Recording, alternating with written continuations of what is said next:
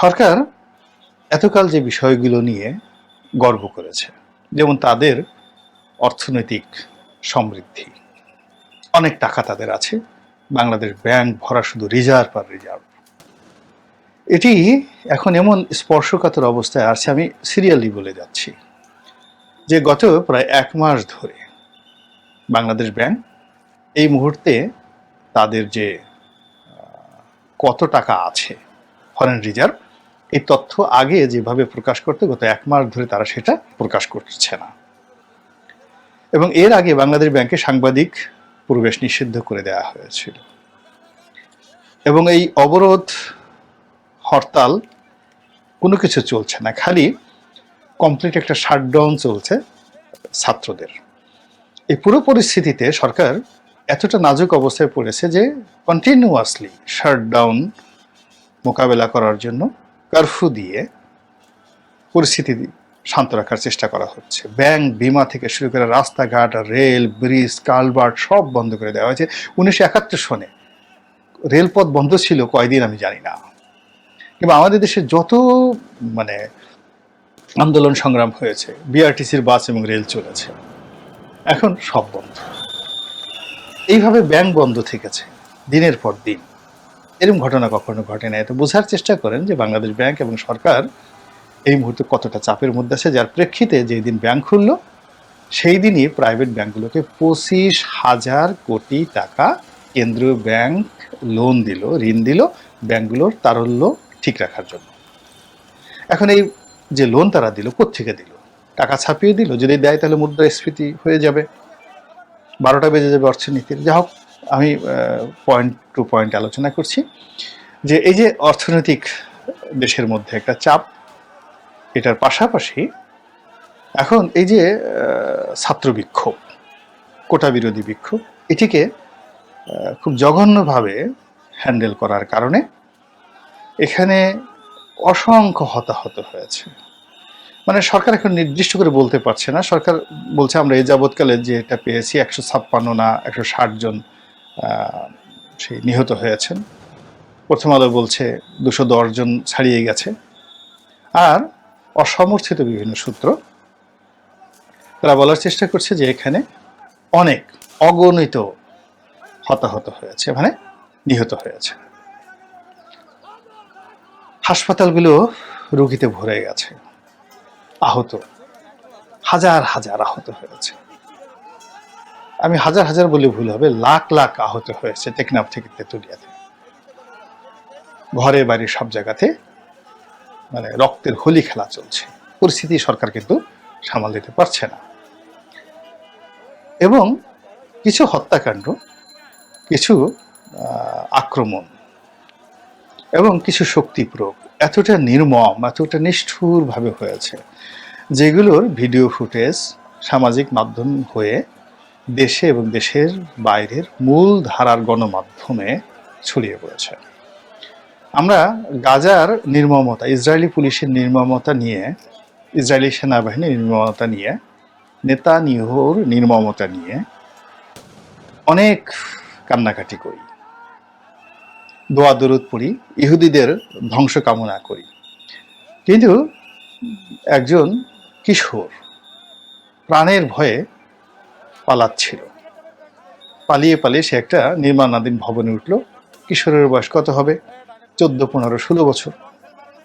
তাকে ধরার জন্য এক গ্রুপ পুলিশ সেখানে উঠল এবং পুলিশ দেখে সে সেই নির্মাণাধীন ভবনের পাইপ বেয়ে বেয়ে নামতে ছিল এবং পুলিশ সেখানে এসে ঠান্ডা মাথায় অনেকগুলো গুলি করে সেই তাকে মেরে ফেলল। এই দৃশ্য একেবারে ভিডিও ফুটে সারা দুনিয়াতে ছড়িয়ে পড়েছে। এটা কিভাবে সামাল দেবে সরকার? জাতিসংঘের মানবাধিকার কমিশন, জাতিসংঘের মহাসচিব এবং মানবাধিকারের যে চিফ মানবাধিকার কমিশনার, মার্কিন স্টেট ডিপার্টমেন্ট, ইউরোপীয় পার্লামেন্ট, অ্যামনেস্টি ইন্টারন্যাশনাল, বিশ্বের প্রধানতম গণমাধ্যম, বুদ্ধিজীবী, কবি, সাহিত্যিক সব যুগপৎভাবে এমনভাবে আওয়ামী লীগ সরকারের বিরুদ্ধে নেমেছে এবং এতটা নির্মম নিষ্ঠুরভাবে প্রচার করা হচ্ছে যেটি সামাল দেওয়া, সহ্য করা, শোনা আওয়ামী লীগের পক্ষে বলতে গেলে অসম্ভব। অথচ বিশ্ব এখন এমন যে ইচ্ছা করলে আপনি চোখ বুজে থাকতে পারেন না, ইচ্ছা করলে আপনি কান বন্ধ করতে থাকতে পারেন না। এখন মমতা ব্যানার্জি শেখ হাসিনার বিরুদ্ধে কথা বলছেন, বাংলাদেশের বিরুদ্ধে কথা বলছেন, ব্রিটিশ পার্লামেন্টে বাংলাদেশ নিয়ে কথাবার্তা হচ্ছে। এর বাইরে আমেরিকা তার আগের যে রূপ, সেই রূপ নিয়ে আবার বাংলাদেশের বিরুদ্ধে তারা কথাবার্তা বলছে।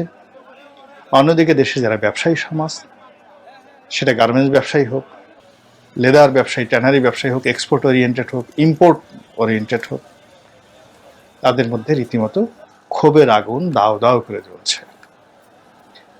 ধরুন একজন ইম্পোর্টার, সে ব্যাংক থেকে ঋণ নিয়ে চট্টগ্রাম বন্দরে ধরেন 20 কোটি টাকার পণ্য আমদানি করেছে এবং 20 কোটি টাকার পণ্য 1 মাস যাবত সেখানে পড়ে আছে, সে খালাস করতে পারছে না।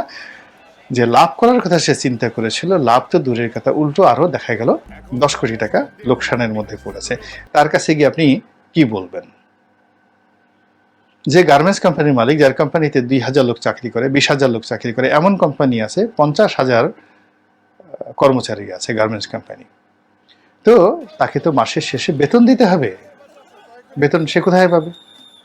সে মালের কাজ করতে পারেনি, এক্সপোর্ট করতে পারেনি, ব্যাংক খোলা নাই, ব্যাংক তাকে টাকা দিচ্ছে না। শ্রমিকরা রাস্তায় যদি নেমে আসে, এই মালিকের চামড়া তুলে নিয়ে যাবে। মালিক তখন তাকে কার চামড়া তুলবে বলেন? সে কি আপনার রূপ দেখবে? তো এই সব মিলিয়ে বিভিন্ন ট্রেড যারা অর্গানাইজেশন, তারাও বিক্ষুব্ধ। যে প্রতিষ্ঠানগুলো সরকারের দাবিদারি করেছে দীর্ঘদিন যাবৎ, সেই প্রতিষ্ঠানগুলো এখন সরকারকে বিভিন্নভাবে চাপ দিচ্ছে, বিভিন্ন সিদ্ধান্ত নিতে সরকারকে বাধ্য করছে। পোর্ট, কাস্টমস, আয়কর, ভ্যাট, এই যে প্রতিটি বিভাগ যেখানে রেভিনিউ জেনারেট হয় এবং সেই টাকা দিয়ে সরকার চলে, সব জায়গাতে রীতিমতো ধস নেমেছে এই কয়দিনে। বিদেশ থেকে যে টাকা আসে, দুটো খাত, এক্সপোর্টের মাধ্যমে ধস নেমেছে, আর রেমিটেন্স, আমাদের যারা বিদেশে শ্রমিক ভাই বোনেরা রয়েছেন, তারা সেখান থেকে যে টাকা পাঠান, সেখানে এত ধস নেমেছে যে মানে এই গত এক সপ্তাহে যে পরিমাণ রেমিটেন্স এসেছে, এটা অন্যান্য সময় মানে একদিনে যা আসে তা এই 10 দিনে ঠিক সেম মাত্র $7 কোটি এসেছে, যেটা ইন জেনারেল একদিনে আসে। মানে আমাদের $200 কোটি যদি আসে, 3 7 21, $2 বিলিয়ন গড়ে আসে শুধু ব্যাংকিং চ্যানেলে। হুন্ডি চ্যানেলে তো আরও বেশি আসে। এই পুরো জিনিসটি হুন্ডিতেও এই সময়টাতে আসতে পারেনি, যেহেতু ইন্টারনেট বন্ধ ছিল, তো কাজেই হুন্ডিতেও আসেনি। তো হুন্ডিতে যদি অলমোস্ট $1 বিলিয়ন আসে, ব্যাংকিংয়ে $2 বিলিয়ন আসে, $3 বিলিয়ন যে রেমিটেন্সটা, এটি এই সময়টিতে মাত্র $7 কোটি আসছে। তো আপনি বুঝেন, $300 কোটি এর পরিবর্তে সেখানে $300 কোটি যদি হয়, তাহলে প্রতিদিন $10 কোটি করে আসে, আর 7 দিনে আসছে $7 কোটি, মানে একদিনে $1 কোটি আসছে, বা $1 কোটি কম, মানে 10 দিনে আসছে $7 কোটি। এরপরে এই কমপ্লিট শাটডাউন যে যারা ঘোষণা করেছে, তারা এখন রেমিটেন্স শাটডাউনের আহ্বান জানিয়েছেন। বিদেশের কয়েকজন ইউটিউবার তারা জানিয়েছেন, এবং এটি নিয়ে যারা রেমিটেন্স পাঠান, রেমিটেন্স যোদ্ধা বলা হয় তাদেরকে, তাদের মধ্যে নিদারুণ নেতিবাচক প্রতিক্রিয়া দেখা দিয়েছে।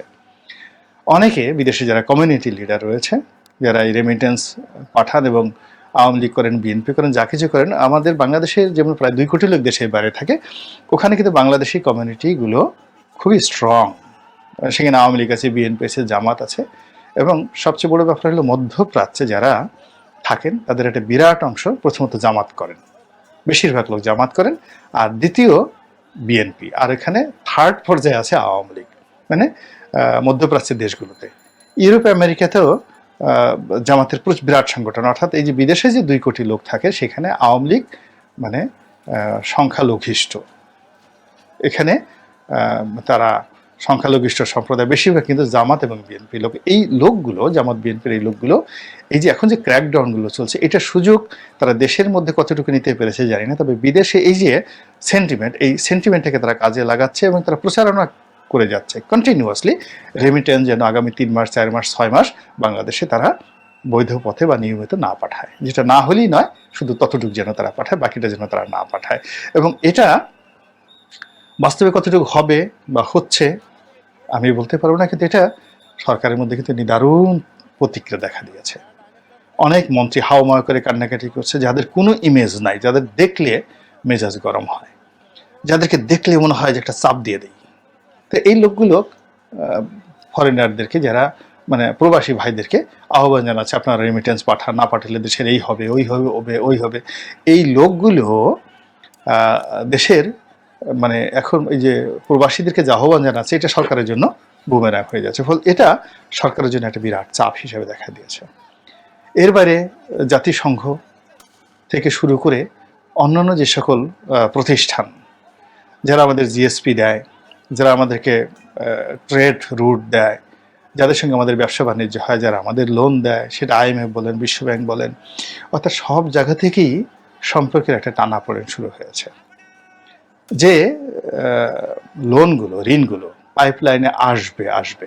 ধরেন এই ইন্টারনেট যে 10 দিন বন্ধ ছিল, এই সময়টাতে শুধুমাত্র রেমিটেন্স হিসেবে না, লোন হিসেবে তো অনেক টাকা আসার কথা ছিল।